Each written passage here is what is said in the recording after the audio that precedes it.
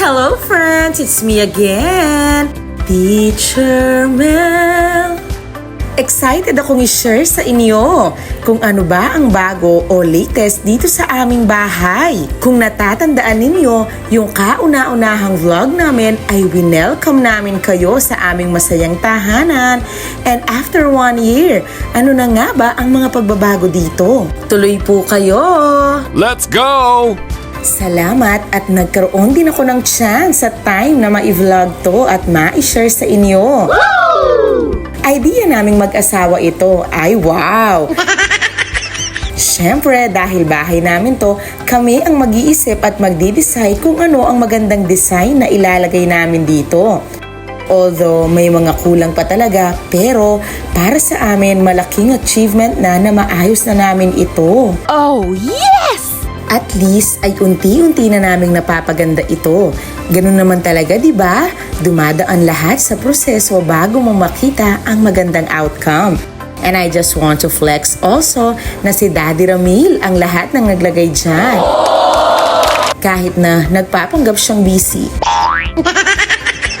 Halos lahat ng ginamit namin ay in-order lang namin sa Orange app, Black and White app, and Blue app. Oh, wow! Thank you Lord dahil di na kami nilulubog.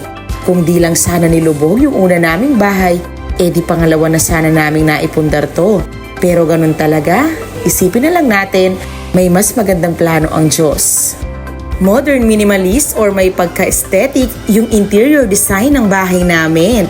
Nung una, ayoko ng ganyang design kasi gusto ko pink pa rin yung bahay. Si Daddy Ramil talagang may gusto ng ganyan. Kaya sabi ko, sige nga, i-try natin. Pati mga artificial plant ay in-order na rin namin online. Nagdadagdag ng kulay at buhay sa bahay. Nagmumukhang mas welcoming ito at syempre nagbibigay ng relaxing ambience. At isa talaga sa mga pinagtuunan ko ng pansin ay ang mga lights and chandelier namin. Gusto ko kasi maliwanag. Ang video kong ito mga friends ay may part 2. Yung sala muna sa baba ang ipapakita namin, pati yung kusina at CR. Kaya abangan nyo yung part 2 dahil ipapakita namin doon yung mga kwarto sa taas, yung mini sala at yung mga terrace. Ayan ang pinaka-favorite kong chandelier namin. Diyan siya sa may hagdan. Gusto ko mala hotel vibes. Tricolor din po yan. Actually, lahat ng chandelier namin na makikita nyo sa video ay tricolor. Lahat para iba-iba ang effect kapag nagpipicture. Yun talagang inisip, no? Last na lang namin naayusin ang hagdan. Nire-repaint namin.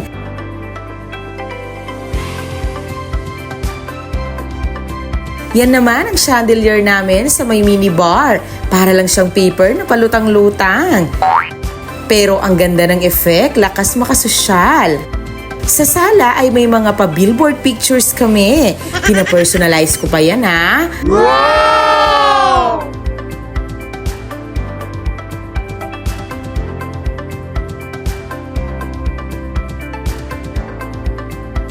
Tuwang-tuwa nga ako nung dumating. Malaki pala talaga sa personal.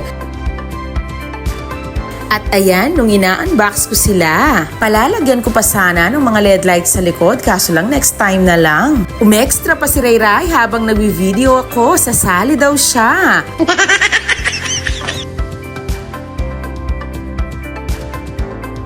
Ayan yung CR namin, simple lang.